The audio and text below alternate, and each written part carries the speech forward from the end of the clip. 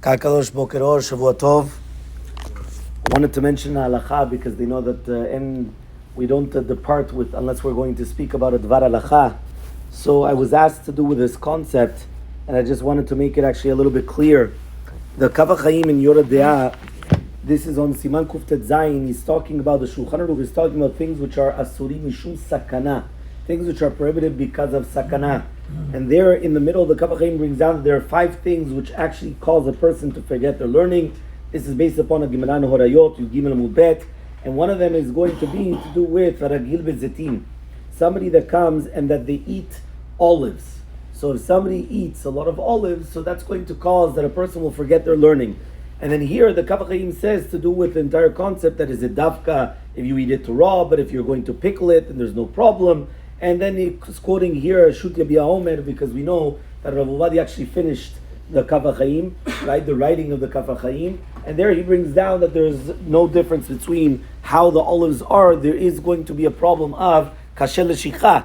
But then the Kav HaChaim comes and he tells you, but look what I wrote in Siman Kuf Nun Zayin, because in Siman Kuf Nun Zayin, Siv Katan Kav Zayin, he brings down an Arizal HaKadosh. And the Arizal HaKadosh comes and he says like this, Mi shemechavem ba'achilato el hakavanot hatuvim parashat Ekev, adraba notnim lo zechira. Which means if a person is going to come and he's going to eat olives with a kavanah, so then it's not only that he does not forget his learning, it adds to his learning. Meaning he'll be able to remember even more. Right? So he says, the Magen Avraham brings it down in the Yarabah. What is the kavanah exactly? He has to have kavanah kel Elokim, so it's El Elohim, Mem Tzadi Pei Tzadi, Matzpatz. Right? Mem Tzadi Pei Tzadi. Now he says, right, why? He comes and he says, that is the gematria of, right, Zayit. The numerical value of Zayit, which is 417, is going to be the same numerical value as Kel Elokim, Mem Tzadi Pei Tzadi, because Kel, Aleph Lamed is 31 in the numerical value, Elokim is 86, and Mem Tzadi Pei Tzadi is 300, so 386, and then 31 becomes 417, which is the exact same numerical value as Zayit. Now he comes and he says, and that comes from the pasuk of Kel Elokim Hashem Hu Yodea, but he says, but Yud Kevavke switches, right, in Atbash to the name of Mem Tzadi Pei Tzadi. Now what exactly does that mean? We know that in the morning, when we come and we actually say Anshe Emunah Avadu, Anshe Emunah Avadu is one of the things that we say on Monday morning, so it goes in alphabetical order. Aleph, Bet, Gimel, Anshe Emunah Avadu, Aleph.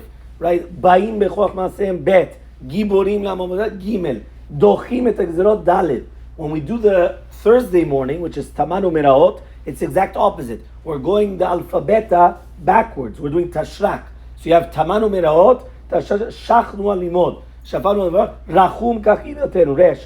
Right? Kasheoref from that tza'aknu. We always go downwards. That's tashrak. The third one that we say on Monday and Thursday is Elohenu v'lavotenu al ta simanu chala tochez yadecha b'mishpat. So you do al ta simanu kala aleph taf, right? Then you say bevotocha negdecha shemenu misveda bet shin. So if you actually take the the Patach Eliyahu, you actually see there's a zarka. There's like a little symbol on Mondays. You have the little symbol on the aleph bet going downwards. That you're going in alphabetical order from aleph until the end of the alphabet. On Thursday, you have the taf going the alphabetical order backwards, which is taf until the aleph, right? But then on the Elokenu V'Elokotenu, you also have it on the atbash.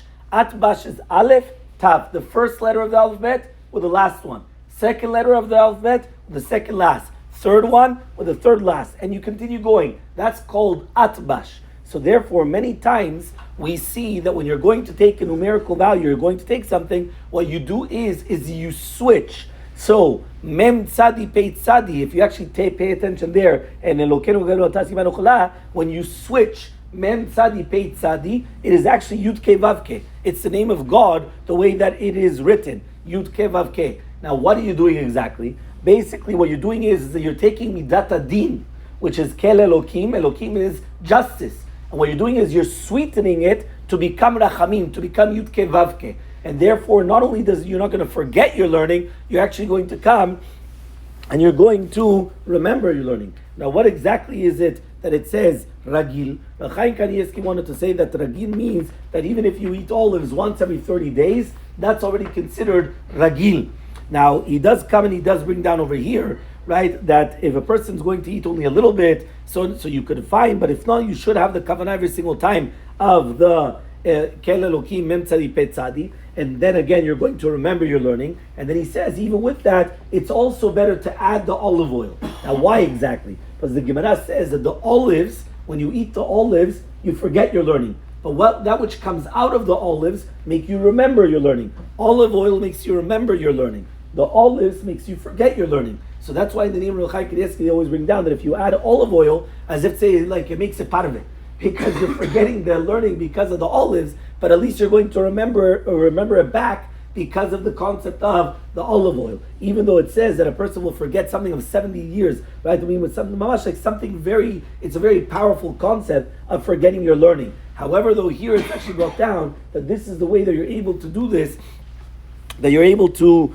actually eat the olives however much as you want, as long as you're eating them b'chavanah. And again, it's better to actually come and add olive oil as well. Now, when we said to do with the eating of the olives, you should eat it b'chavanah, there's going to be in the Makavtziel, the Ben Ish Chai has a chakirah. He's got a question: do you have to do this every single time that every single olive, or is it once for all the olives that you're going to eat?